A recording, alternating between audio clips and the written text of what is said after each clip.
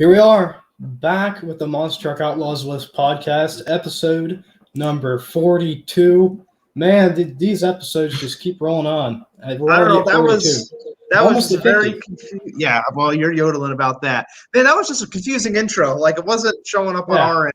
And like I saw my face, I saw our guest's video start playing. We're not professional, No. folks. We just pretend. So thanks for Just joining us. Monster Truck guys. Yep. Yes. And you know what? We're approaching, I believe we're approaching our 1 year anniversary of doing this, Phil. It's hard to believe. Slowly approaching. Getting old. We are getting old. But I'll tell you what, we got a great guest tonight planned, and it's going to be a great show. And Phil, you know what? Tell the people who the guest is tonight. Yes. Well, let me tell you, when you're at a lot of these events, you get to meet a lot of awesome people over the years and so many capacities. And tonight's guest is a perfect example from a personal standpoint. He's someone that's always treated me very fair and has always been a great guy to be around. Anytime Jimmy Creten gave him a call, he'd answer the phone, and just like that, he'd be driving the truck. He's been in the game for so many years in so many capacities. And I know he says he's retired. He's going to tell a story here tonight, but I can't wait to share a lot of memories and hear a lot of stories from a true veteran of the West Coast monster truck scene. Our guest tonight is Russell.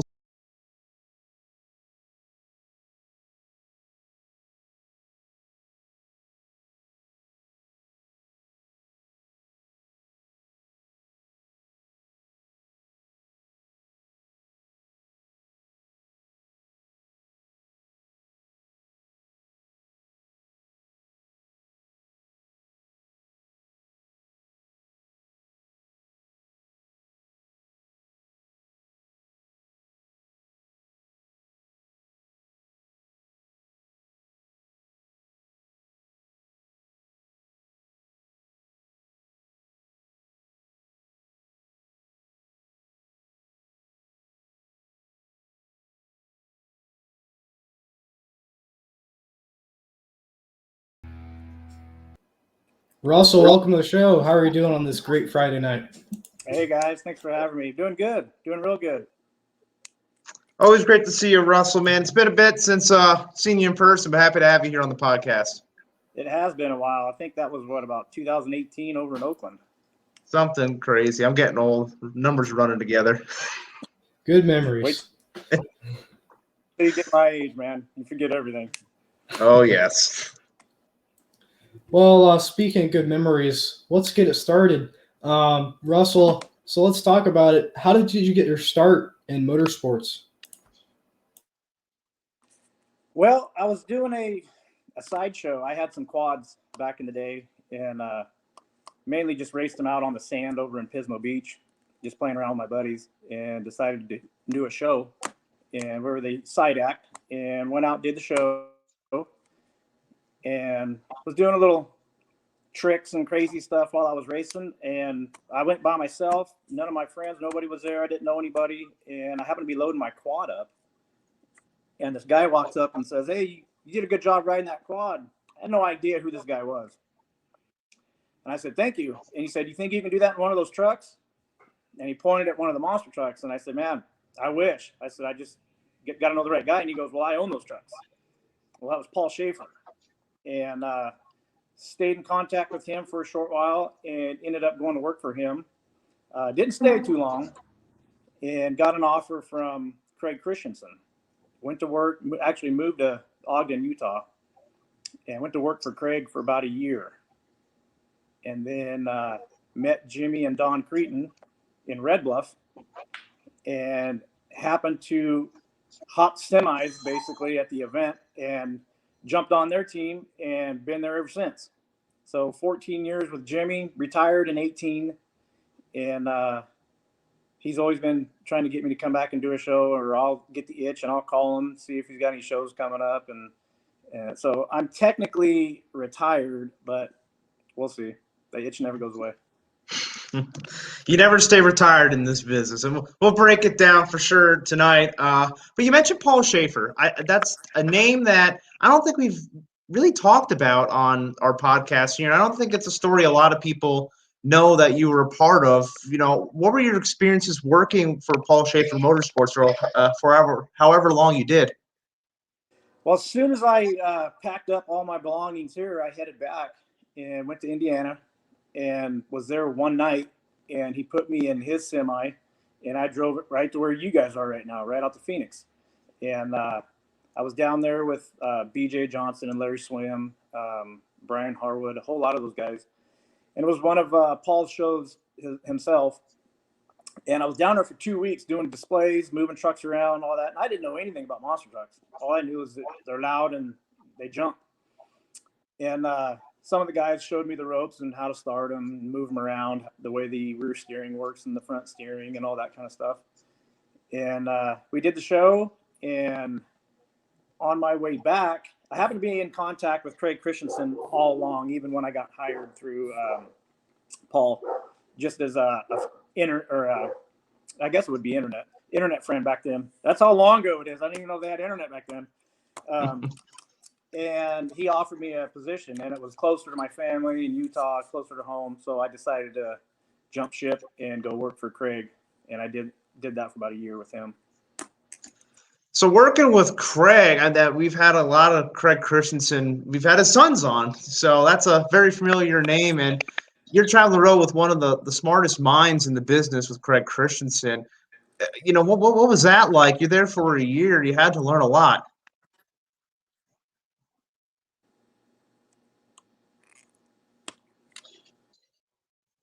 Oh, did you catch that? Yeah, nope, I lost you there. Had a little blank spot. Okay, if you can hear me now, I was just talking about, you get to work with Craig Christensen for a whole year, one of the brightest minds in the business. What did you learn from working with Craig Christensen for a year? Craig was a very good teacher, but a guy that gets mad very easily. You knew to get the hell out of his way when he got upset. Craig basically he was in the middle of one of the Dragon Slayers. I don't know which number it was, but he was in the middle of might have been his last one he had. And kind of got to see how things went in place, where the motors went, how the motors were mounted. Because I really knew nothing about these trucks. Paul Jensen and Mike were both there most of the time, and they showed me how to charge the shocks, how to roll the tires around. It was a one-on-one to monster trucks going through Craig.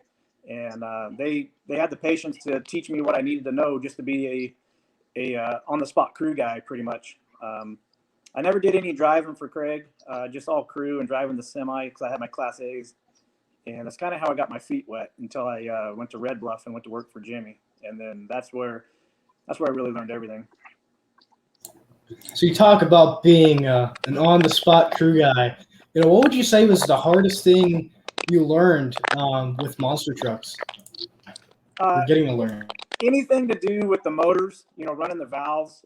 You got to run them in a certain order, and you got to turn the motor in a certain way. You can't run them backwards, which I'm not gonna say any names, but we found out the hard way when we ran it backwards. That and probably transmissions is one of the hardest things to learn on monster trucks. Besides wiring, I get confused when I'm trying to plug in a USB cord and it doesn't work. But definitely motors and trannies. So working with Craig, did you ever have a chance to get behind the wheel, or what were you mainly doing with Craig? When I was with Craig, it was mainly just crewing. He did put me in the trucks and move them around, stuff like that. This is how bad my memory is. I actually was subbed out as a driver while working for Craig for Jimmy Creten when he had the Barefoot and Monster Patrol trucks. And they needed a driver in Colorado. I had never jumped a truck in my life. And off to Colorado I went. And I met up out there with Gino Keinel. He was in Monster Patrol, and I was in Barefoot. And basically, my training was get in the truck, go down there, turn, and come back. And this is before the show. So I jumped in the truck, fired it up, drove it, turned it, parked it, and that was my training. And the ironic thing about that show was Greeley, Colorado, is I went out, we did a wheelie contest. I was scared to death, so I don't even think the wheels got much off the ground. And then it came freestyle time. Well, went out there and just let her fly. And little did I know, all 4 corners, the shocks were blown out, and I broke my back. My very first show, had a compression fracture, broke my back, knocked the wind out of me. I didn't know what was going on. Scared to death. I could still move my hands and feet, which, was obviously a good thing. But the memory that I do have about my very first show was that I broke my back, and still raced another, I think, 3 or 4 weekends after that in that truck. After we figured out the shocks were blown out, we got them fixed, so it wasn't as bad. But I don't know if you've ever had a compression fracture, but it's not the most comfortable feeling in the world. And jump in a truck and your spine, in the old days, sitting in those beard seats, was a no-brainer. But that's how bad I wanted to drive, and I didn't tell anybody, just kept doing it. And every time I jumped, it knocked the wind out of me. So that's my experience on, if you want to be a monster truck driver, that was it. You really set the bar for yourself. Now's a good time. Make sure, if everybody that's listening right now, make sure you share this video, share it across social media. Make sure everybody can jump in here and hear Russell tell his story. Really starting to get rolling here. You mentioned your first experience. You break your back. You drive a couple more weeks, and then I would imagine you do eventually get out of the truck. And how long are you out healing up? Well, typically that's a 6-month recovery, they say. So after I did my last show in the barefoot truck, I went back to Craig and crewed, and started working for Jimmy after that. And that's within the 6-month recovery time. And then Jimmy did a show up in Klamath Falls, Oregon, and he wanted me to drive his truck. Well, him not knowing that I'm basically just recovered from a broken back, I was scared to death. And got in his truck, and it was Tom Mintz was at this show. Charlie Pocken was at this show in Gravedigger. And here I am, a newbie who really doesn't know anything. My first jump in Jimmy's truck, my foot got stuck in the Lexan that's right in front of the throttle pedal. My foot slid and got stuck in there. So as I jumped, the motor just hangs wide open as I'm in midair. I was able to get it pulled back out before the truck landed, but having that scare me, my back scare me, worried about what was going to happen with my back, and trying to do a good job for Jimmy, I had a lot going on in my mind. Pulled it together. Was not the greatest show. I saw a video of that, and I think I saw it once, and I never wanted to see it again. That's how bad it was. But I definitely built off that I never wanted to do that bad in a show. I'm pretty sure I got booed that night, and I did not ever want to get booed again. So I made sure of that. So talking about Jimmy Creten, one of the hardest workers in the business, talk about some of your first experiences working with Jimmy. If I could sum it up, boot camp. That guy. So when I got hired by Jimmy, 2 weeks later, he brought on Lindsey Wink. So we were basically hired right around the same time. And we were a lot younger then, and we had heard stories on Jimmy on how he was treating his crew guys and stuff like that, or anybody for that matter. And we were scared to death of the guy. And it was definitely fun and entertaining working for him. We worked some long hours. That was right around the November, December times where we're tearing trucks down to get ready for first quarter Monster Jam. And that year we took down Scarlet Bandit and Bounty Hunter to the bare frames to get them powder coated, rebuild shocks. He went with a new shock setup, which I think he does every weekend. And that was not fun. I don't know if you've ever tore down shocks, but that shocks is one of the worst. I'd rather change a tranny out than work on a shock. And Lindsay and I got one-on-one lessons in shock proper setup. But it was a lot of work working for Jimmy. But the one thing that I can honestly say is Jimmy has the patience to teach somebody the right way.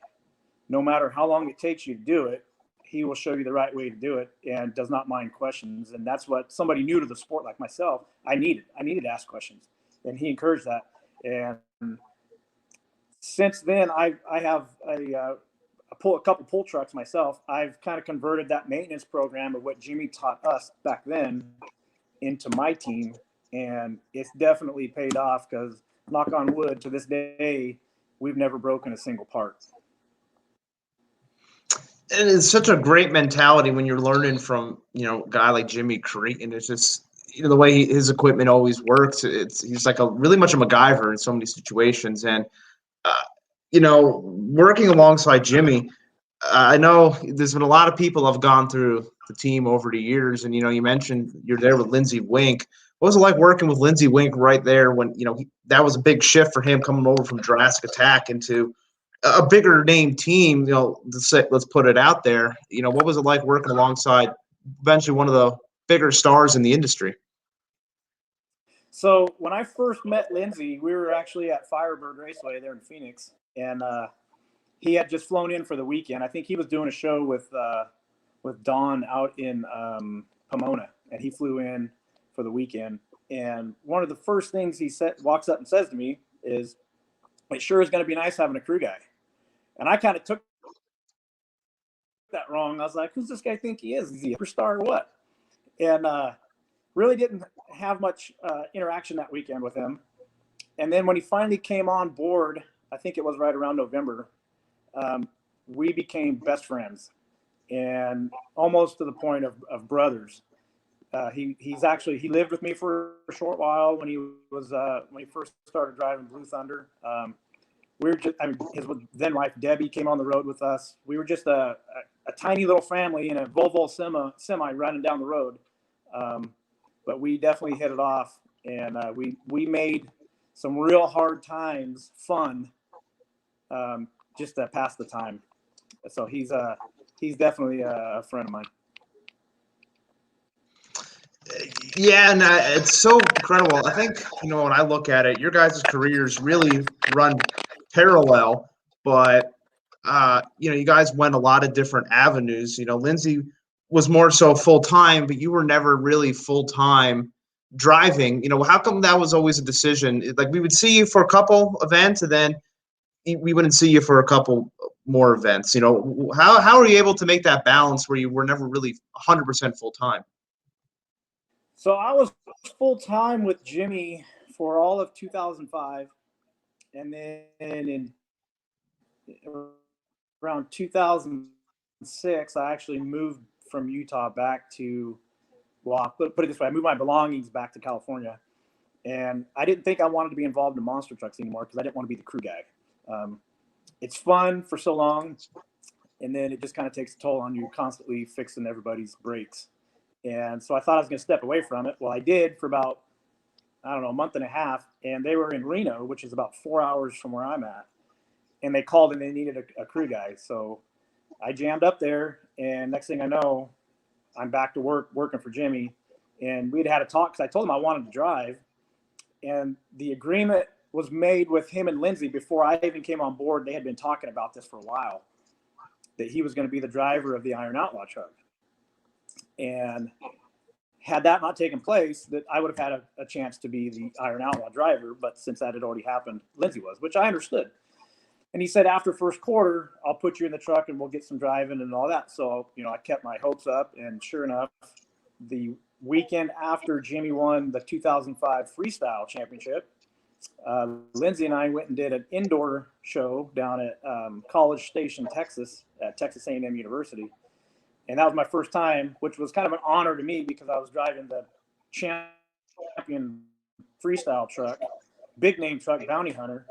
And it was my first time in my mind of driving a monster truck and doing well. We had a really good time. Lindsey and I both did very well. And Lindsey taught me along the way on how to drive, how to hit stuff, momentum-wise. So Lindsey was a good teacher for me. Go ahead, Vincent. Do you have a question? Yeah, we're talking about, the freestyle champion truck, Bounty Hunter, Jimmy Creten. Let's talk about that truck. How did that truck handle compared to your previous trucks you've driven? If I had to choose any truck to drive, it would be Jimmy's. One, because he's real particular on his shock setup, and coming from having a broken back, that's what I wanted. And plus, who doesn't want to drive Bounty Hunter, a world champion truck? I mean, everybody knows that name. It's a reigning world champion. That truck then compared to now, there's really no comparison because everything has advanced so much. But back then in 2005, that was one of the, actually all his trucks was the top team anywhere. He had the biggest horsepower. He had the best looking trucks. I mean, if he had a crack on the body, we were fiberglassing it back together with paint, making it look like it was brand new. There wasn't a drop of oil on those trucks. So driving something of that caliber was a big feat for me, and I was real proud to do that. Yeah, and you know, it's such an accomplishment. Again, it's a world champion team at that time, and you're on the team. But it's just always so interesting, like, you know, being the guy that watched on TV. You see a lot of the Jimmy and Don and Lindsay, and then Russell's here too. At that time, Jimmy was not really running a fourth truck. So did you ever feel, you know, overshadowed by the other team because they were on TV a lot more frequent and really building up the name? Did you ever feel that kind of pressure whenever you got in the truck? You know, a lot of guys get into this sport, or any sport, I should say, for that matter, and they want to be a household name. They want to be on TV. They want their name on the side of the truck so people know who you are. I didn't care about any of that. I never felt like I was the underdog or that nobody knew who I was. I didn't care. Still to this day, even though I've made, believe it or not, I've made some fans across the country. Being a household name never really was a big deal to me. So those guys, I knew their roles and I knew my role, and I really didn't want to be an every weekend driver. Funny to say that because I've been in the sport for so long. Maybe that's why I've been doing it for so long. I was fine doing 2-3 months in a row and then taking 6 months off and then come back and fill in for somebody that needed some time off or something like that. I was totally okay with that. And I think that's what helped me work so long for Jimmy was I didn't have to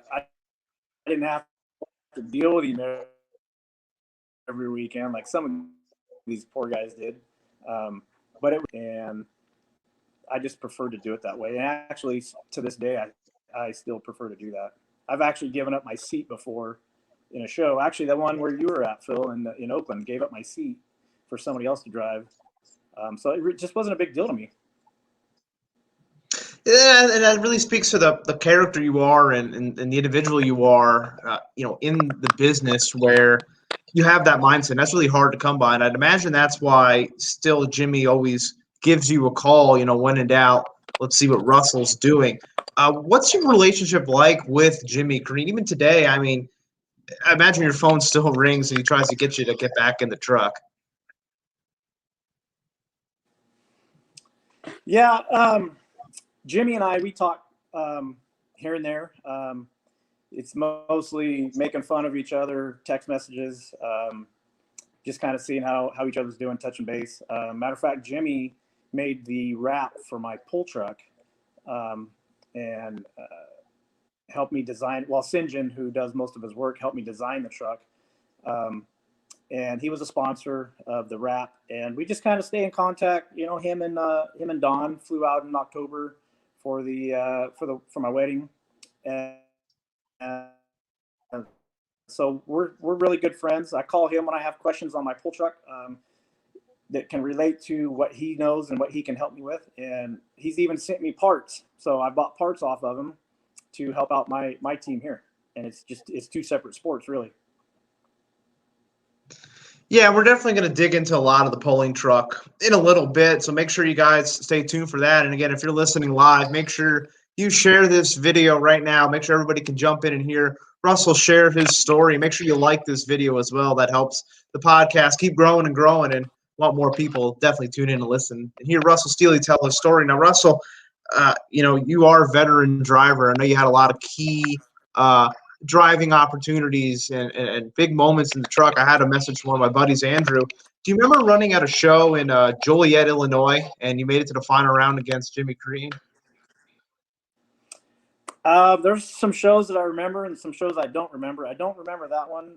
Jimmy and I made it to a lot of finals together, and 9 times out of 10 he would beat me because he definitely Jimmy wants to win at all costs. And when you're the second truck on a team, especially to that guy, you kind of back her down a little bit.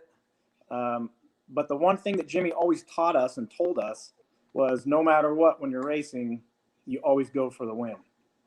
And so when you're racing Jimmy, you always think he's going to break. And then if you break, then he's going to be mad at you because you broke and he's broke. And then you got 2 broke trucks that you're trying to fix to get back for freestyle or the next round of racing. So you kind of back her down a little bit. But there's also been times that I'm just kind of thinking to myself, screw this guy. I'm going for the win, and gone out and beat him.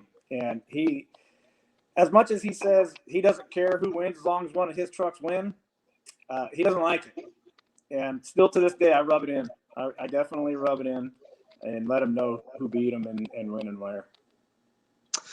And I know you've also had a handful of events competing in Montreal a number of times over the years. That's a ways away from the West Coast. What are some of your memories from running in Montreal? So that's probably one of my most favorite places to race. That floor is so big. It's probably twice the size of a normal stadium size show. And it's so spread out that you can carry a lot of momentum between jumps and obstacles and all that. And with the dome, it echoes in there. And believe it or not, you can hear the echoing in your helmet while you're in the truck. You can definitely carry some momentum and some jumps. I know you had some on that video there. And I just really like going there. Yes, it was a long ways from home. And it's on the side of Canada where they don't speak the language we're speaking, so it's a little tough. You just point at pictures when you go to a restaurant of what you want to eat. But I mean, if he was to call and say, "Hey, I need you to go to Montreal," I would definitely be on board. It's always one of the more unique events, and hopefully they can get that rolling again pretty soon. We mostly associate you with driving for Jimmy Creten, but there have been a couple of times in your career where you have driven for other teams. I'm going to name them off because I have them written down, of course. You had a one-off driving Spider-Man for Team KCM. Do you remember that? Yeah, that was in Sublimity, Oregon. They had me. It was a show for the sponsors only night, so there was really no crowd. So he needed some. I think somebody wasn't there. One of his drivers didn't make it or something like that, and he needed somebody. So threw me in that one, and I made a couple jumps in it. Nothing major, nothing to brag about. But I guess I can add that to my list of trucks. It's on the list. It counts. I know another truck that you had a lot of runs with was also a Jurassic Attack. We've had a lot of Jurassic Attack guys on here lately. Jurassic Attack and Maniac. What were your experiences driving for Don Frankish? So Don Frankish is a cool guy. Him and I, we still talk every once in a while. He needed a driver down in somewhere down in Southern California, and got a hold of me, and I went and helped him out. And it was in the Jurassic truck, and that's a shorter wheelbase truck, and you can wheelie off a dirt clod in that truck. That was a fun truck to drive. Of course, another truck that I was afraid to roll it because the body was so expensive, with the dinosaur 3D look. So I drove a few times in that truck, probably 3 or 4 weekends in that truck. And then he did a show in Chico, California, and he was going to drive Jurassic, and he wanted me to drive his. So never drove his truck before, didn't know anything about it. He just said, just go out there, treat it like any other truck, and just have fun. Well, this was kind of towards the end of Don owning both race trucks. So I go out there, and I come up the backside of the racetrack and jump turn 2, which is a pretty steep incline. Jump turn 2 coming into the stadium. Well, when I did that, his motor decided it didn't want to stay together anymore. So a big ball of fire. I saw the glow in the Lexan, and I thought, yep, this isn't good. Sure enough, blew it up. My night was done. So I had basically a handful of jumps in Maniac and was done for the night. So I didn't get too much time in Maniac, but again, there's another truck to add to the list. And then another curious truck is the Black Knight. What do you recall driving the Black Knight? I don't even know the year of that. That might have been somewhere around 2012, 2013, something like that. I was coordinating shows for Monster X, and we had done a show, I think it was in Medford, and the driver of Black Knight had hurt his back.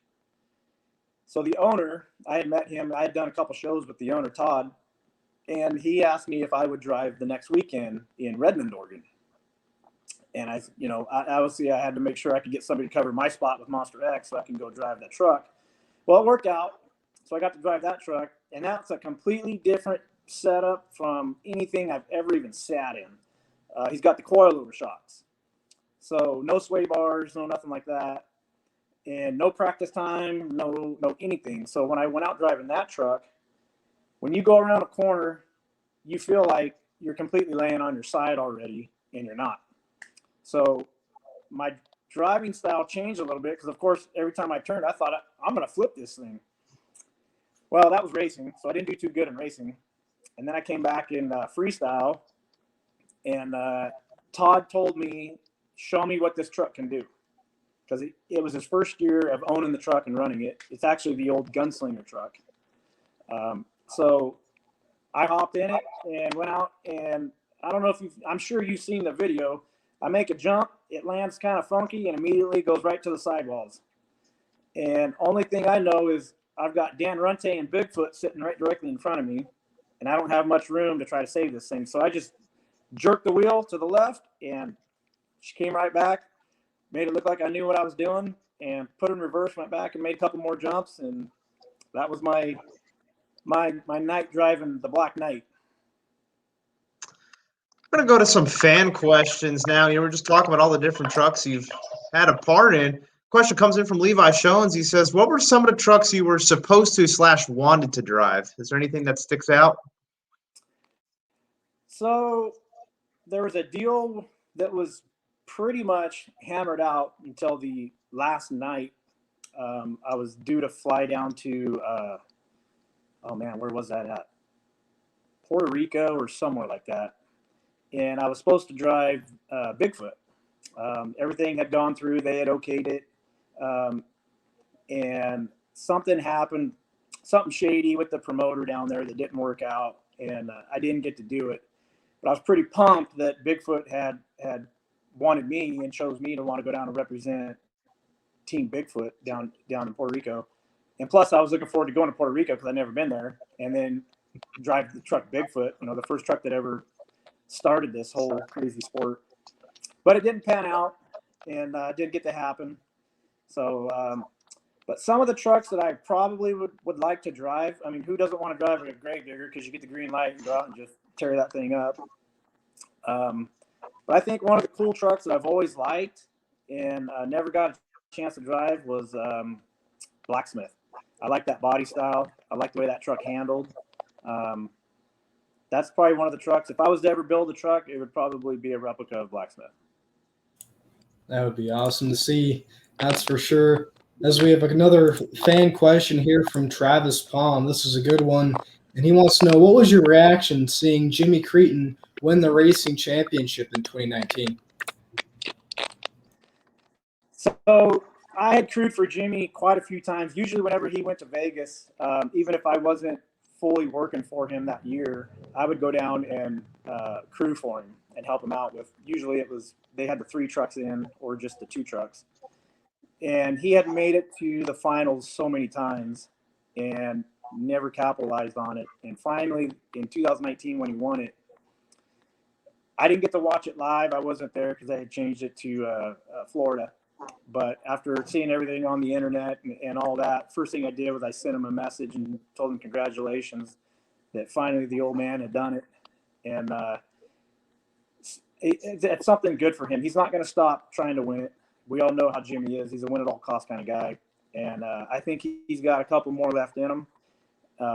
Sad part is I wished he would have won all these that he made it to, because he'd probably be a 5-6 time champion in racing.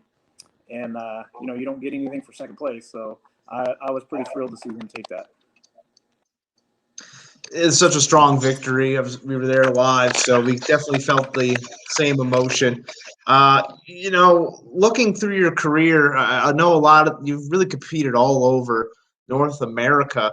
But I know you always stayed true and true to WGAS Motorsports. You always seem to pop up at a lot of those events and driving whether Iron Outlaw or Bounty Hunter or whatever body Jimmy had going on. What's your relationship like with John Borba and the whole WGAS crew? So I first started doing shows for John years ago. Usually it was Darren Miguez's first year driving. Jimmy wasn't there, and I really didn't know John too well, and just basically kind of went and did the show and left and got out and went on to the next one. But then doing all the shows, since John is West Coast, he lives 2 hours from me. Him and I built a relationship that we text quite often now. I just went over and did a 10-day drive-through parade display with our pull truck. John and I, we kind of butted heads one time up in Auburn. Some things didn't go too well up there, and I had told Jimmy I don't want to do any shows for that guy. And now, pretty much, John's the only guy I want to do shows for.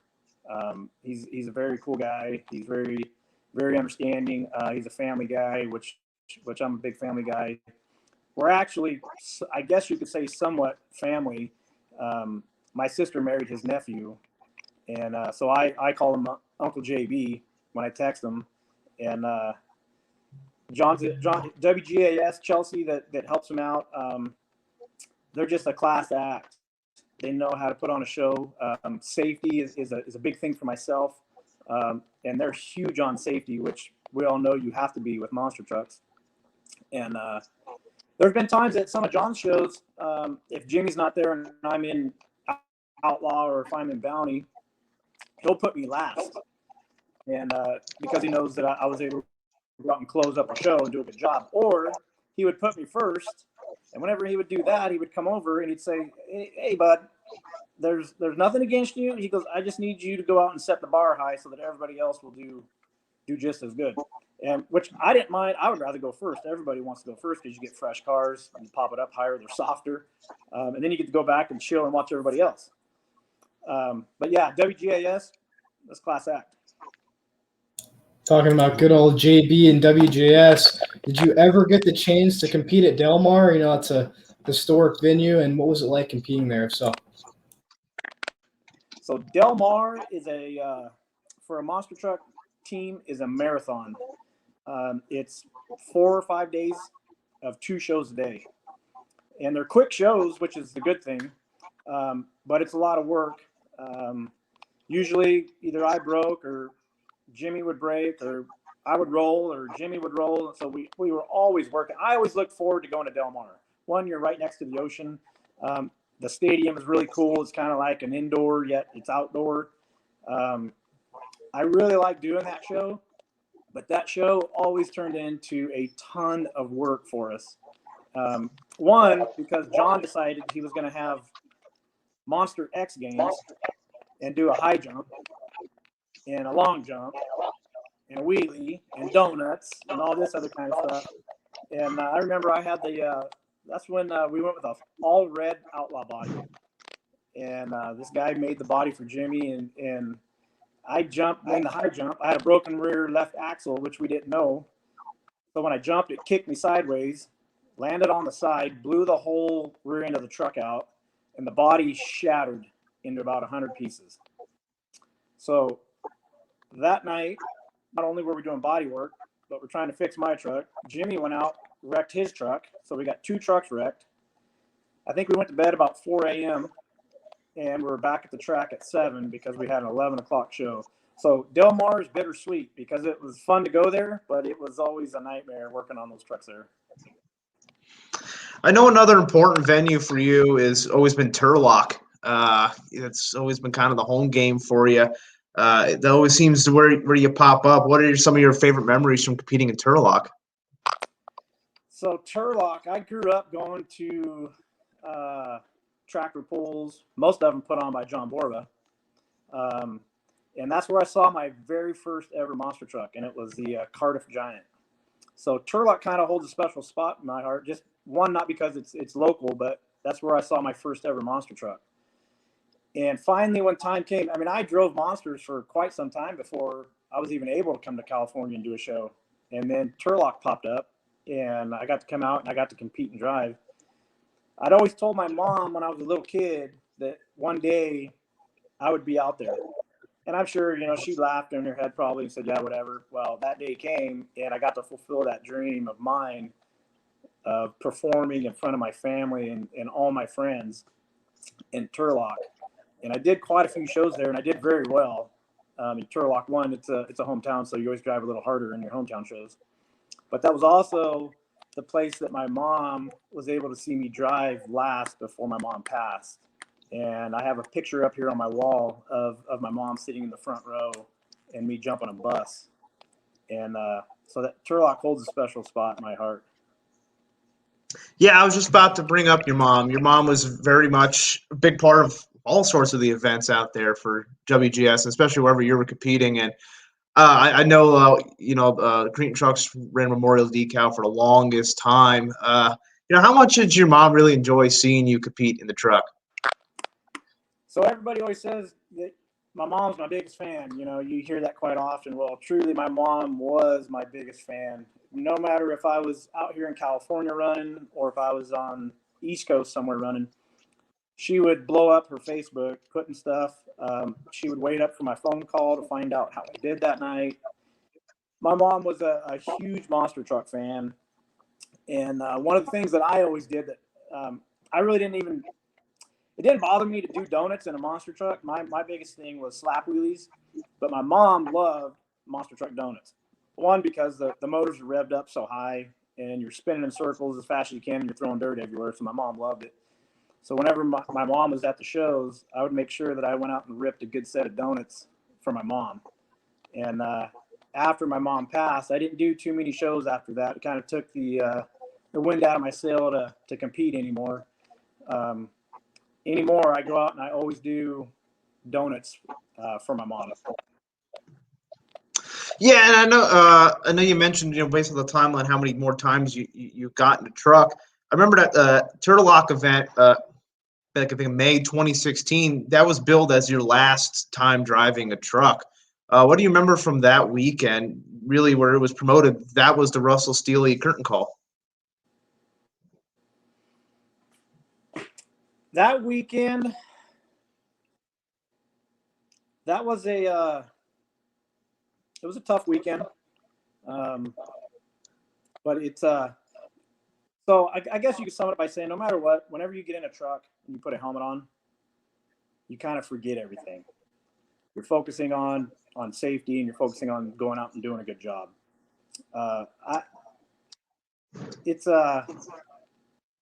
That's probably the funnest part to me is when you actually get in the truck and you put a helmet on. And for that weekend, it was a special weekend. Very much a special weekend. I know it was a great tribute.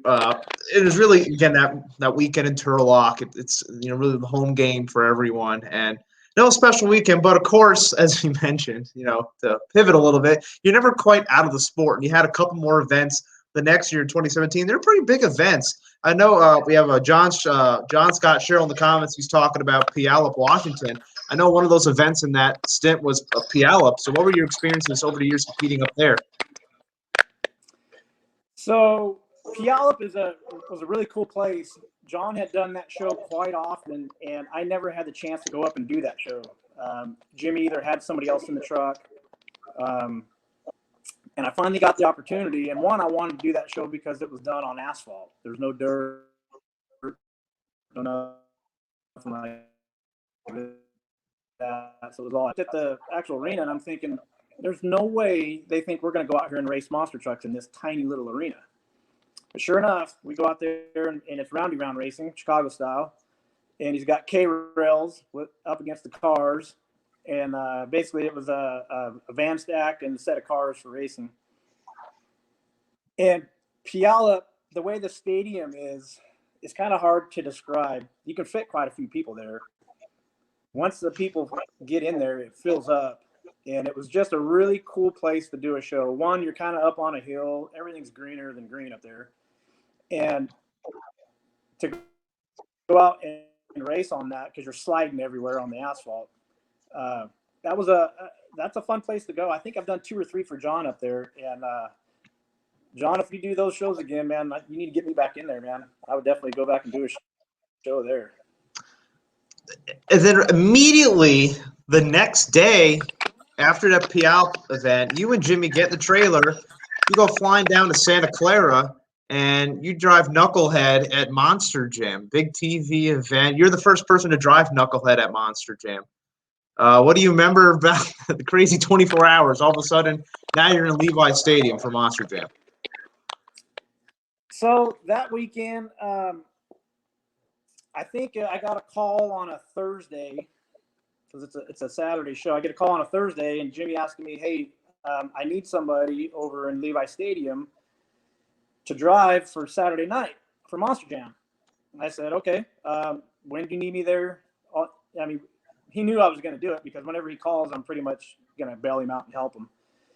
And he said, "We're going to be there late." He said, "We're going to be there about the time people are getting in the stands." He said, "We're going to have to throw tires on. We're going to have to fix whatever we break from Piala, and we're going to have to get going." Well, I'm there, and I got my crew chief, Scott. He's there with me. And here comes the trucks. It's Terry Woodcock. He's helping Jimmy drive from Washington and Jimmy. And we get there. And to my surprise, every crew guy from Monster Jam was there waiting. And we had those trucks out of the trailers, shocks done, tired up in 30 minutes, ready to go. I've never seen anything like that. A lot of people don't get to see that behind the scenes kind of stuff. And when I saw that, I was just like, wow, this is amazing. Jimmy told me, said, "Hey, just get your fire suit on, just get ready." And the thing about that show is I was in the CRD bounty. It's actually was the bounty hunter, but they had the Knucklehead on there. And I had never driven that truck. And that truck's a lot different than the other Patrick chassis trucks. And didn't do the greatest. I think you can see in the video, I went out and busted the front tie rod in freestyle. Did a decent job, I think, for my first Knucklehead debut. But to debut that truck for what it stands for and who's behind it and all that was pretty cool. Well, I guess you could say to debut any truck for Monster Jam is a pretty cool deal to add to your resume. But I did get to debut that truck with the 3D body that you have in the video there in Montreal. And that was a lot of fun getting to do that because that was the main body of the whole Knucklehead monster truck. And to get to debut that truck up there was pretty sweet as well. Yeah, that was exactly where I was going to pivot to. It's crazy to look at, you such associate Knucklehead with obviously Zoltan and everybody from Five Finger Death Punch. But when you look at all the statistics, it's Russell Steeley's at the top of the list for all of Knucklehead's major accolades. I always found that so interesting. But then you switch over back to Iron Outlaw. And for at the time of this recording, your last event, it was in Tucson. That was actually the last time I saw you run, obviously. What do you remember from that last weekend? It's been so long now, 3 years or 4 years or so, but what do you remember? So I do remember going down there, and I had Austin Minton with me, and he was new to driving. He was in Outlaw. I believe he was in Outlaw. I don't know. You're probably better to tell me what truck I was in. I don't even remember. Yeah, come on, Phil. I have you written down for Outlaw, so I'm going to go with my gut. Okay. Yeah, check those notes. Okay. And so I was trying to help train the guy, a new guy. And also that was on a racetrack, so you're doing asphalt there. And that show was pretty laid back. I had suffered, the weekend before that was Levi Stadium, and kind of suffered a minor concussion. Well, I say minor. It was a little bit more than that. So I was kind of taking it easy down there in Tucson because the headaches and whatnot from hitting the back of the seat on that big jump you saw where I broke. My head had hit the back of the seat. Didn't feel too good. But trying to train Austin and tell him, how to show him how to do wheelies and when to hit the throttle, when not to hit the throttle.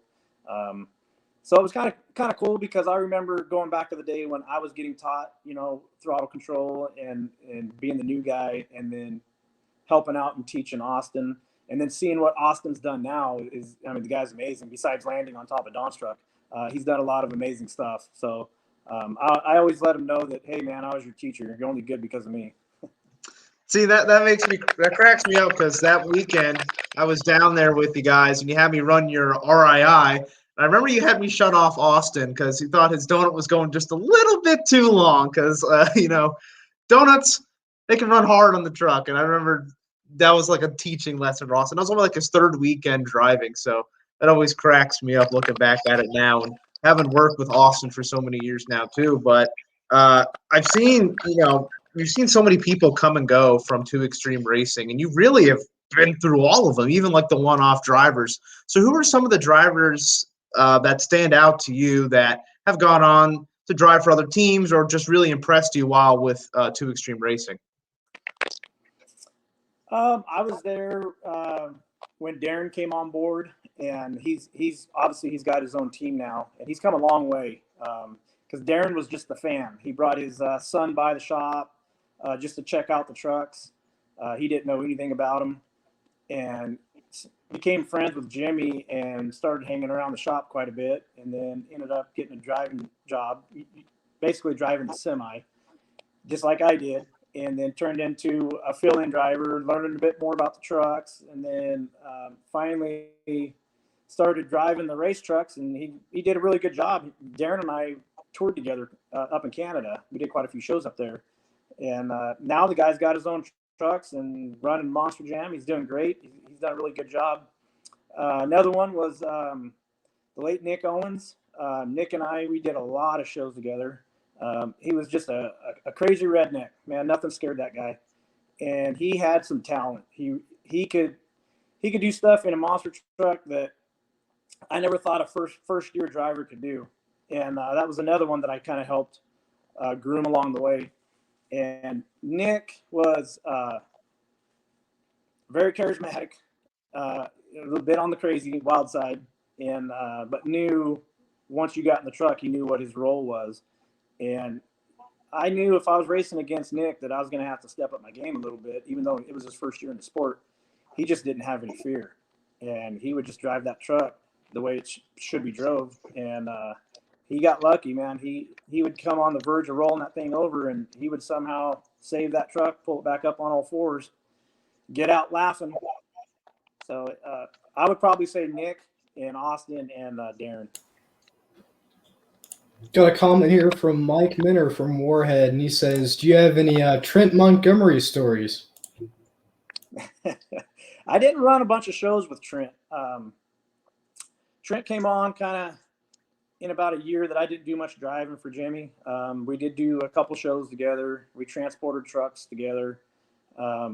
Trent had a lot of talent as well. I seen that guy get nose high up on top of a bus, getting ready to go over backwards and back that thing all the way back down, and did it in a matter of a half a second.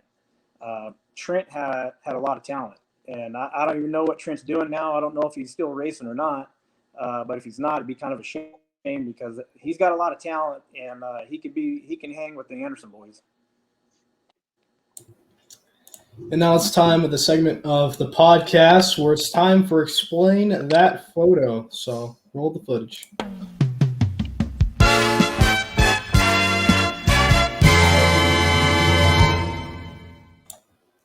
Starting off with our first photo, pretty simple. Explain that photo.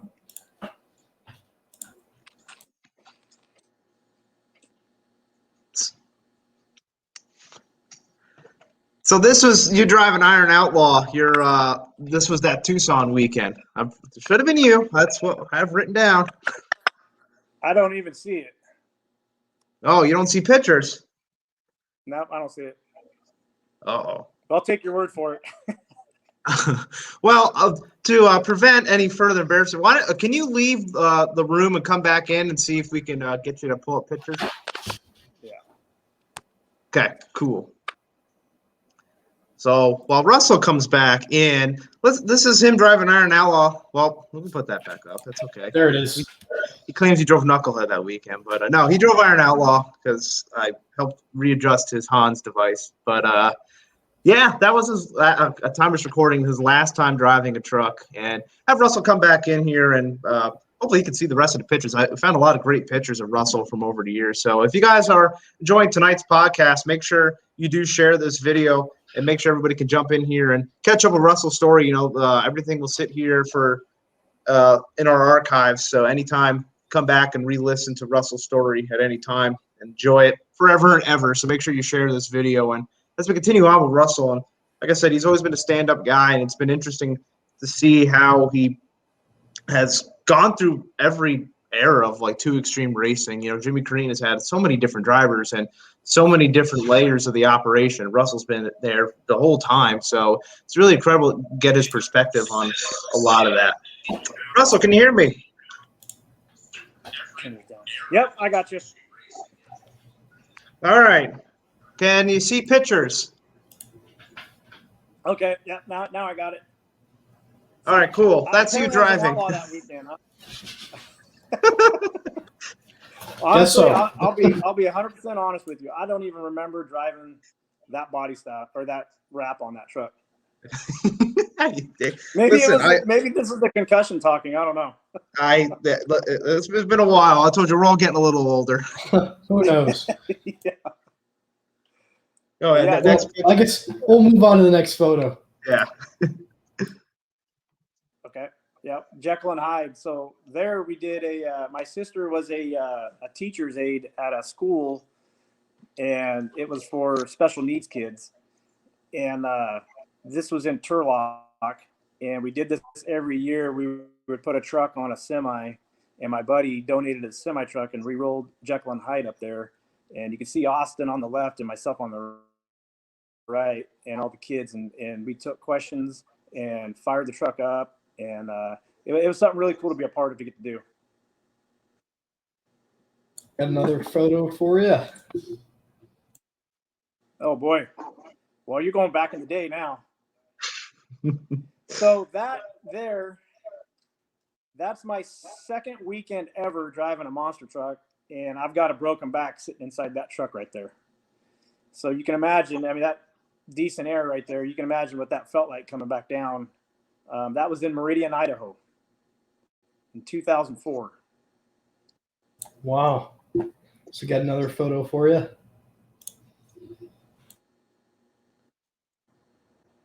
Okay, yeah. Chris Rock.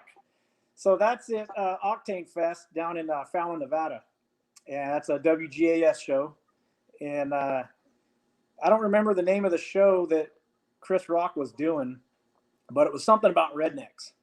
And he had to interview a bunch of rednecks and ask them questions and hear their responses. And fortunate for me, I got to meet him and get some pictures and shake his hand. And very nice guy, very funny guy. Never got to see the show, probably because I was on the road too damn much. But yeah, that was a John Borba's deal there. Oh, you're still going back. Holy cow. So this is in, man, where is this at? This is in Canada somewhere. Might be Toronto, Canada. Lindsay and I were doing a show up there for Monster Spectacular, Chris Varell. And I was on concrete, one of my first concrete shows. And I remember being told what to put on the tires for grip, and went out. We did a pretty good job. I think I might have went to the finals that weekend against Lindsay, and I think he might have got me. But Mike Vaughters was there. It was a good show. We did a really good show. I remember seeing a picture somewhere on there that I was up on 2 wheels somewhere. So I must have been doing a pretty good job there. But yeah, that's the original Outlaw body right there.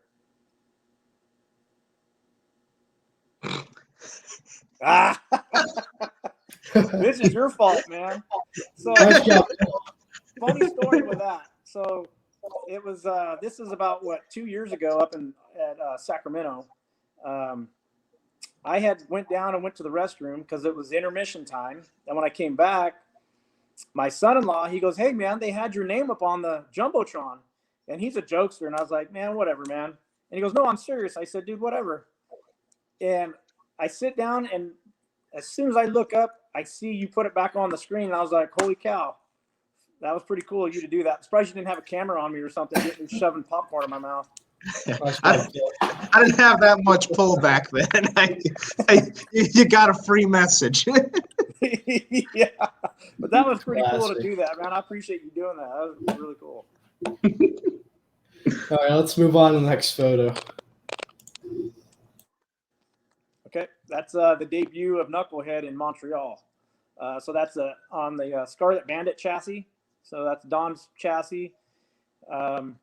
And funny story about that truck and doing that show is we had worked so hard getting that body put together, and getting it to fit on that chassis was harder, a lot harder than what people think. You don't just drill a hole and put a bolt in it. We had radios in our helmets so that Jimmy and we can talk to each other while we're sitting in the trucks. And before I went out and freestyled that truck, and mind you, this is on one of my favorite floors to do a freestyle on, he tells me, "Hey, Russ, go out there, do a good job, but just remember that's a $40,000 body." So I've got that stuck in my head, like, okay, how do you go out and do a good job with a $40,000 body on it? And it's the only one. And it took them probably 8 months to build it. So I kind of thought, well, I can just drive around and look dumb and just pop it up and down. But I thought, nah, that's not my style. And that's not a way to represent Knucklehead in a debut.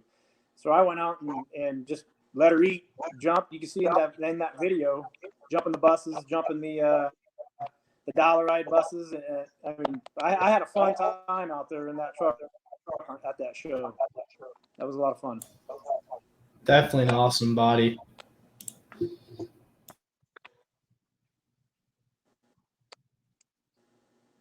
Oh, yeah. So that's my boys. That's Justin on my right and Brandon on my left. And that's our pull truck. And we've called it the Bounty Hunter. And it's a modified pull truck. And you can see I'm in jeans. And my boy, Brandon, my oldest, he's got the fire suit on. That was his first weekend driving that truck. And that was in 2019, Sublimity, Oregon, which is kind of bittersweet because I've done shows up there in monster trucks. And I've grew up around truck pulling. So I would do the monster trucks and I'd get to watch truck pulling. So I kind of had the best of both worlds. And now I got to go up there and do both. And that weekend we had a pretty big class in truck pulling. It was like 12 trucks. And my boy went out first in the class and went out and took first place. And it was kind of cool to see a truck that I built with my oldest son driving it and not only doing good, but winning. And now, well, let's just put it this way. Now we got a second truck, so, and it's going to be his. And then maybe we'll get Justin to start driving my truck, and I'll just watch my boys go out and have some fun. We got one more photo for you. Monroe, Washington. So that's 2007. That was the weekend after Lindsay had finished working for 2 Extreme and moved on to Blue Thunder. Jimmy and I went up and did the Monroe County Fair or whatever it is, Clark County Fair. I don't know what it's called up there. But Jimmy and I had made it to the finals in racing together, and we went out and he got me in racing. That's why you see his big smile. And the cool thing about that picture there is there was a lady there that made a cartoon coloring book, and she made that one of the pages in the book. I never got one, but I did get to see what it looked like. But yeah, I never thought I'd be a cartoon in a coloring book. But yeah, that photo right there made it. Then I'll wrap up the segment. We also have a question here from the late, great Dallas Glenn Rogers, one of our past guests. Late, great. He's still alive. Oh, Dallas, he's still kicking, huh? Oh, I'm just messing. Thanks, Phil. Well, Dallas says, so was that the second time you drove Scarlet Bandit in Montreal? I had drove Scarlet Bandit quite a few times, actually. Probably more times than not. But yeah, no, actually, that would be the first time I drove Scarlet because the other times I was in Outlaw. But yeah, I got you, Glenn. I'll get you. He does redeem himself. He says that show in Monroe was the first time I saw you drive. Oh, I didn't even know Dallas was there. I'll be darned. Small. Yeah, world. he was probably about yay big, so you would have missed him. Yeah. He's gone now. So Yeah, boy.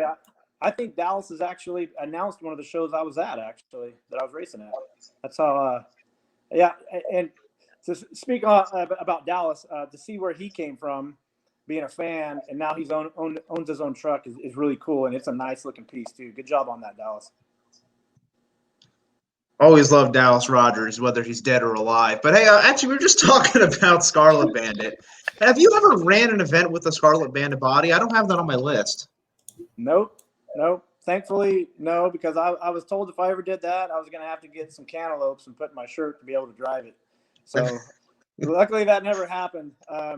Moved it around quite a bit, which is very tough to do because Don's about 5 foot tall and I'm almost 6 foot tall. And to get in that thing, it's like you're getting in a mini monster trying to move it around. So no, never did a show in Scarlet. Just making sure. But, looking at that list of trucks you have driven, and especially for Jimmy Crean, what has been your favorite identity to represent? My favorite one would probably be Outlaw because I was a part of assembling that truck when it first debuted and came out with Lindsay driving it. The actual ironic thing about that truck was when it first came out that first year, which was 2005, Lindsay and I did a lot of shows and Jimmy took some time off. He actually put Lindsay in Bounty and I did more of the driving in Outlaw. So in a sense, it was kind of, I was debuting Outlaw for the longest time. And then we got to talking to where that was kind of Lindsay's identity. So we swapped trucks and Jimmy was fine with it. So then I took over Bounty and then he took over Outlaw. But I would say probably Outlaw. I mean, it's enough that I have a tattoo on my arm of Outlaw. So yeah, it's a little bit dear to my heart. Dedication. I love it. And you're always dedicated to whatever you work on. And I know since you've stepped out of the monster truck, you have had a couple different projects. We've talked about it quite a bit. It's your polling truck. We had a question earlier from Lee Plato with the Skull Crusher truck. He says, what made you want to build a pull truck and not a monster truck? I never wanted to. I didn't have the desire to own my own monster truck, to be honest with you. I grew up around truck pulling. I don't know. The time was right. I think it was more of when I got out of monster trucks, I still had the itch to do something with horsepower. And that came along. And this truck was available. And it was sitting out in a field with weeds growing through it. And the price was right. So I picked it up. And it took me a while to build it. And I finally got it to where it's definitely a top competitor out here on the West Coast. And in a monster truck, you really don't get to hold your foot down on the throttle at 8,000 RPMs for very long, if not ever. I don't think I've ever done it unless you're doing a donut. Usually you don't hold it wide open. But in truck pulling, you get to hold it wide open for, 10 seconds, 10, 15 seconds going down the track. And just hearing that thing wind up at 7,000, 8,000 RPMs is a lot of people don't understand it, I guess, unless you're in the seat doing it. But it's something else that's get in the seat and just mat the throttle and just hold on and point it straight. But truck pulling is it's affordable. I guess that's why, Lee, that I chose to do truck pulling over monster trucks. It's affordable. I don't have a shop. I don't have the luxury of parking a semi somewhere. So I got my pull truck parked right over here on the side of the house. It's under the awning, and I don't have to tire up and tire down. So I would say that's why, probably the more affordable for me. But now we bought a second truck, and in the process of building the motor and the training for that truck, that one will be coming out here later this year. So maybe I do got to get a shop. I don't know, maybe a ride truck, Lee. What do you think? Well, Phil, I think we got a comment here. You want to read it for us? Yeah, it's for Brandon Steeley. He says, "What he kind of answered, but that second truck when it's going to be finished, your son's coming for you. He wants to win in that truck." So that's the problem. Is I think so. He's going to get my old motor that came out of that truck, and I actually like that motor better than the one I got. So I don't know. You just you have to wait and see, little boy. Just wait till Dad goes out there and kicks your butt. The gauntlet's been put down. I'll risk blowing my truck up just to beat you. We need video of that when that happens. Oh, you got it. Another comment just came in from Shannon. Shannon Asville wants you to come back up Oregon again for Brandon too, so I can watch you guys win. Got a lot of support up there in Oregon. Yep, we love coming up to Oregon. That is our favorite place to pull. The competition up there is tough. There's a lot of trucks up there. Matter of fact, if they open up this year, that's already on our calendar that we're going to hit a couple places there in Oregon. So, yep, Shannon, you can come hang out with us. That's for sure. Yeah, from an outsider's perspective, I mean, we can definitely see visually the differences. But what's the biggest difference, when you're in the seat of a pulling truck compared to when you're in the seat of a monster truck? So my truck, the way it's set up, I have the same Kirby seat that Jimmy's got in the monster trucks. I got the same seat belts. It's a center seat truck. It's basically the cockpit minus the roll bars and all that kind of stuff. It's set up the same as a monster truck. Only difference is you got a big motor sticking up in the front of you, to where the monster trucks, you got them sitting behind you. So noise wise, it's the exact same noise, which that's what feeds me, is that loud thunder coming out of the pipes. Every once in a while I go out here and fire mine up and make my neighbors mad, just so I can get my dose of smelling race gas and hearing that thunder in the pipes, because we haven't done anything with this whole pandemic going on. So I go out here and play like a little kid, I guess. Another comment just came in from Scott Steeley. He says, "You guys looking for an extra crew member?" I can't afford you, Scott. You're too expensive, man. You're out of my budget. Well, I know you're pretty good. Yeah. You got to keep the family close, I guess. That's out of my pay grade. Yeah. But you got a pretty strong side hustle. I know my buddy Brian Anger is asking about it. Your day to day, you run SunCal embroidery. What made you get in that business? It seems to be going pretty well. So my full-time job out here in California was I was driving a fuel truck, delivering. I did a lot of race fuel down to Havasu, Tucson, Utah, Oregon, and I kind of wanted to get out of the long haul driving and started hauling fuel locally. And if anybody knows, California traffic isn't the funnest thing to be a part of. And I was just kind of burned out on all the truck driving I've done. I started driving at 20, and I was always drawing monster trucks and pull cars and sprint cars and stuff like that. And I just kind of started thinking, what can I do for artwork and to create it? And I started doing screen printing. That was the first thing I started doing. And my first order, funny you bring this up, my first order was Bounty Hunter and Scarlet Bandit shirts. And I went to a 2-day school to learn how to do this. And basically I just jumped right in the middle of the fire. A lot of people will start off with small orders. I started off with gigantic orders with lots of colors with Jimmy stuff, and I nailed it. And it came out good, looked good, and started to grow that business. Ended up selling my screen print and got into the embroidery, and that's taken off like wildfire. I do a lot of work for monster truck teams, a lot of pulling teams. I started out with nobody. Jimmy was my first customer, and I think he just did it to help me out. And once people started seeing, my work, it just kind of took off. I've got, I do stuff for Aftershock Monster Truck. We've done, let's put it this way. I got a hockey team in Boston. So I ship all over the U.S. So I enjoy doing it because I'm putting artwork on a blank hat or jacket or shirt. So I enjoy what I'm doing. I love what I'm doing. I don't have that attitude of coming to work and hating it and not wanting to be here. I like getting up and working and being my own boss and doing what I can. Got a follow-up question here from Mike Menner from the Warhead Mini Monster. He says, I was wondering about that side hustle. Russell took over the WJS merch tent, just about every merch-wise except underwear.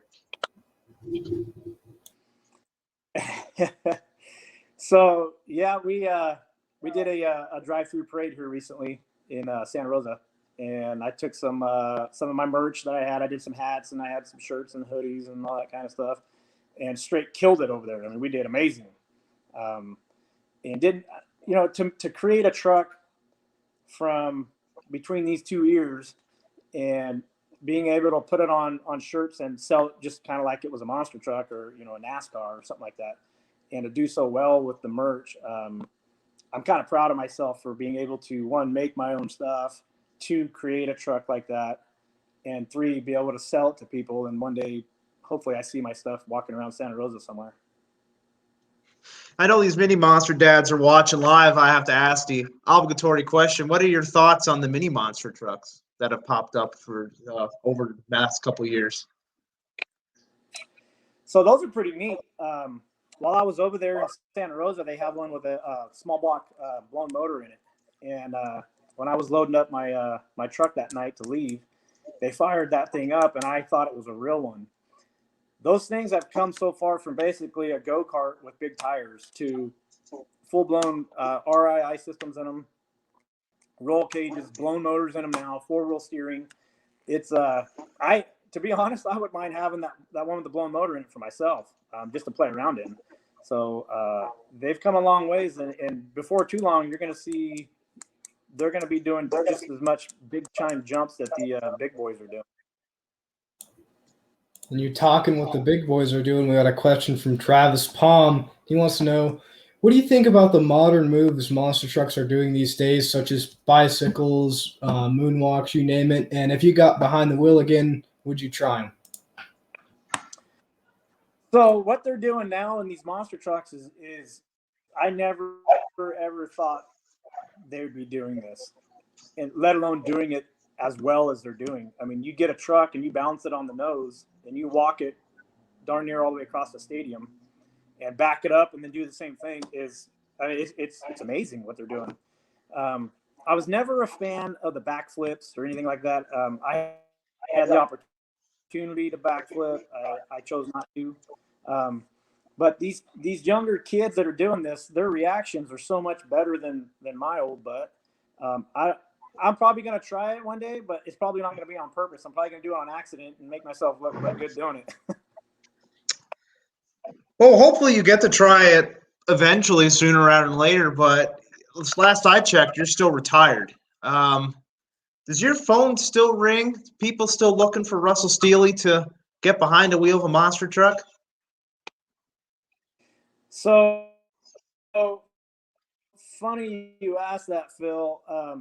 This week has been a week of just odd things happening. I did get a phone call early this week and asking if I'd be interested in driving again, because most people know that I'm retired now. And of course, I'm always ready to get back in a truck, but my body, when I retired, was telling me no, it's time to shut down. And since then, I changed the way that I've lived myself. I got really sick in 2019, and I've changed my diet, and I've lost some weight. My back feels good. I've been working out, so I feel really good. Probably the best I've felt since my early 20s. So if there's any time to get back in a truck, I would do it now, because my body is not hurting like it used to. So to answer your question, yep, I do get phone calls. Some of them I've turned away. This one sounds like it might be a pretty good deal. Hopefully we can iron out all the small things and come to an agreement. And hopefully you guys will see me in a truck here before summertime. So you heard it here, folks. Sounds like boy. Russell picked up the phone, and we might be seeing him sooner rather. We always say sooner rather than later. It really sounds like we're going to be seeing Russell sooner, and hopefully that materializes and we can see you back in action. There's definitely got a lot more to prove, that's for sure, and that's got to get you really excited. You got to sit there and think, what ifs, and you trying all these bicycles and everything. Has there ever been anything that you always wanted to accomplish in a truck, like specifically that you never got the chance to do, that maybe opportunity comes up, you can do it, like competing at a special venue or doing a certain truck? So one of my biggest things I always wanted to drive in a show with a Gravedigger, of course for Monster Jam. I got to do that one of my first times in Jimmy's truck, my first time ever in Bounty, but it wasn't a Monster Jam. It was an indoor, real small show, so you really couldn't do much. And it being my first time coming back from a broken back, but I did a show in Waco, Texas, down with Pablo Huffaker, and I finally got to do my Monster Jam show. It was back when they called it the Summer Heat, and it was hot. It was over 100 degrees that day down there, and I actually went out and I beat Pablo. I did a good job. I was in Outlaw, and did a really good job in racing. Beat Pablo in the finals, and we started off the show actually doing wheelies, and I won the wheelie contest. Then I went out and beat Pablo in Chicago style racing, and then in freestyle, that same event, went out and I tied him. So we had a tied freestyle score, and they took that to the fans for a fan vote. Well, of course, everybody's going to holler louder for a Gravedigger. So I didn't get a full sweep, but it was pretty bittersweet to beat a future Hall of Famer in Pablo and him being in Gravedigger. Lot of great memories. If there's got to be one that stands out among the rest, what has been your favorite memory from your monster truck career thus far?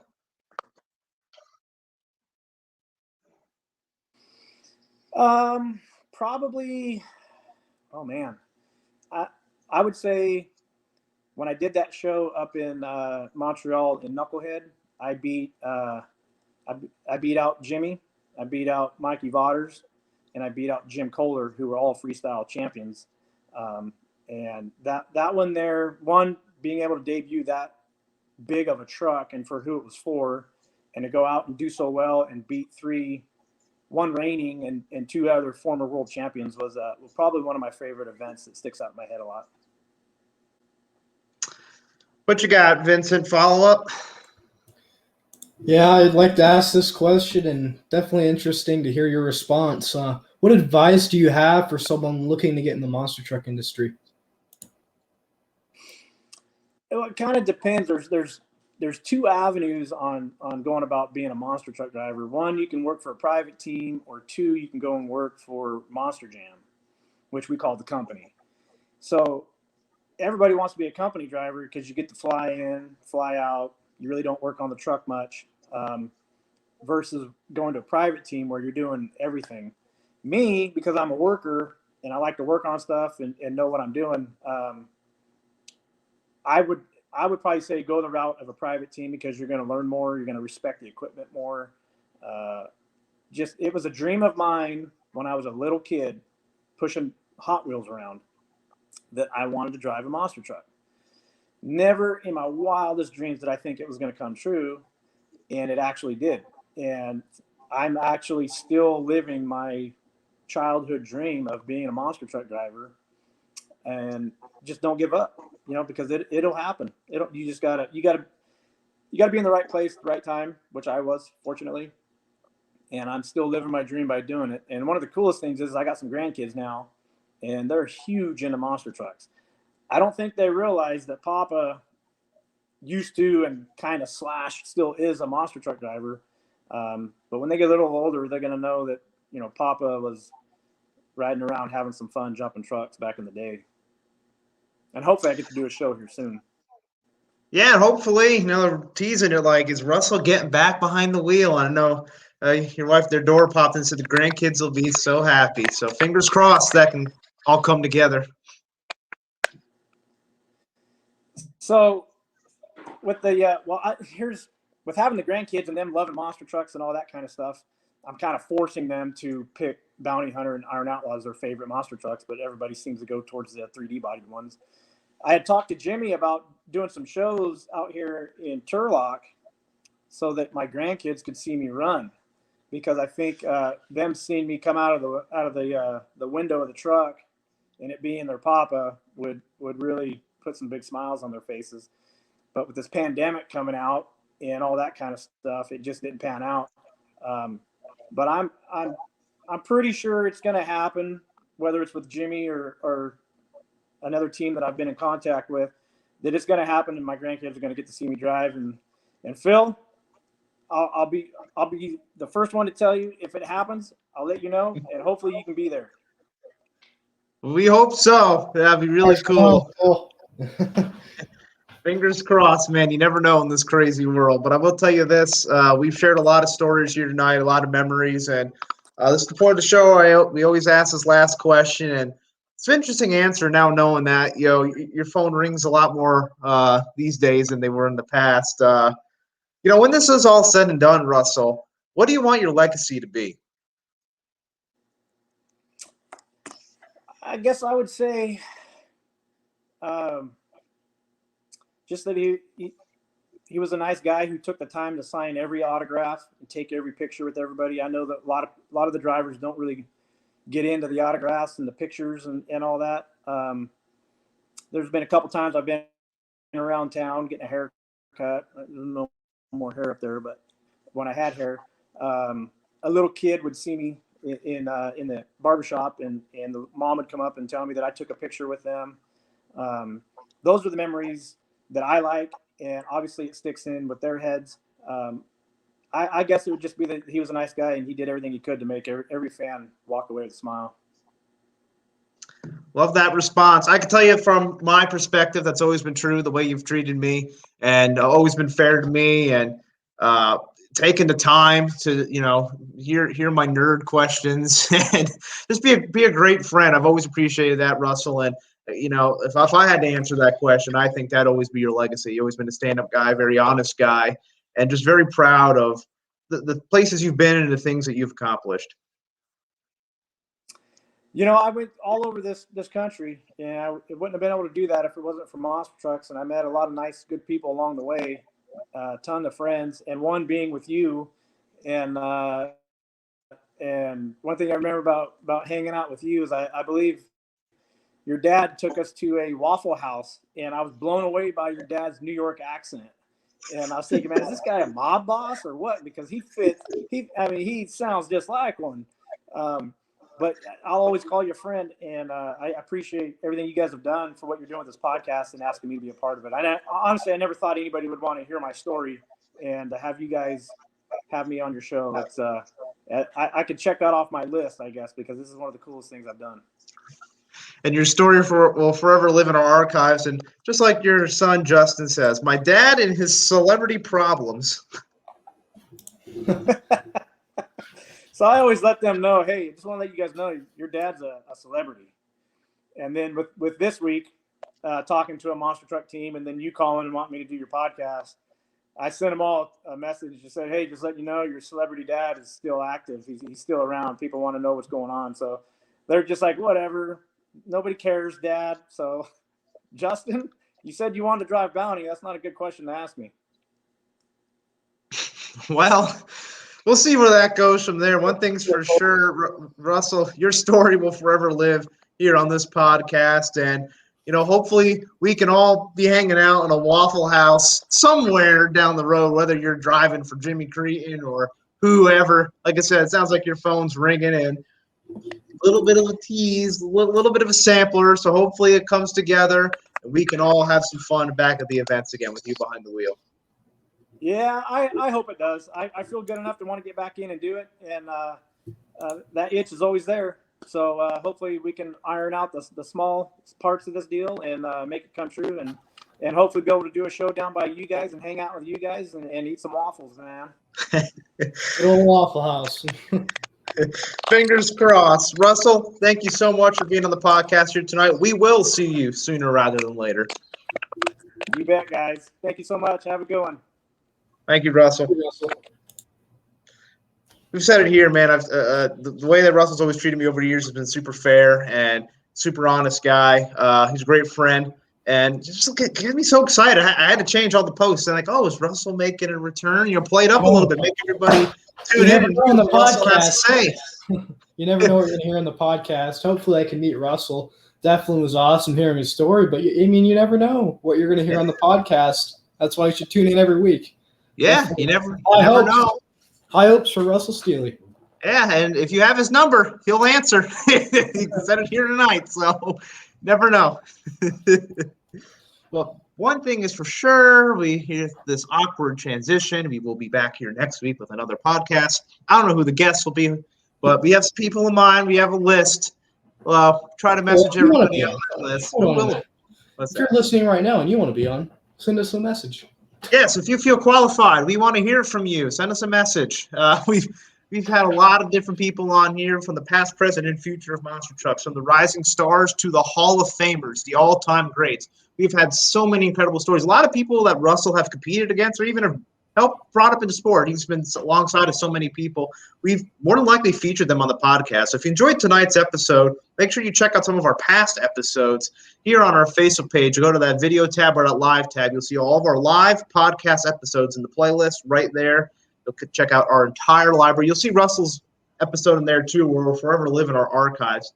Also, if you like this specific video you just listened to, because you're listening to Russell Steeley episode, make sure you like this video and you share it all across social media. I know a lot of people couldn't tune in here tonight live. Like I know 2 Extreme Racing, they have an event going on right now in Grand Bay, Nebraska. So, Wow.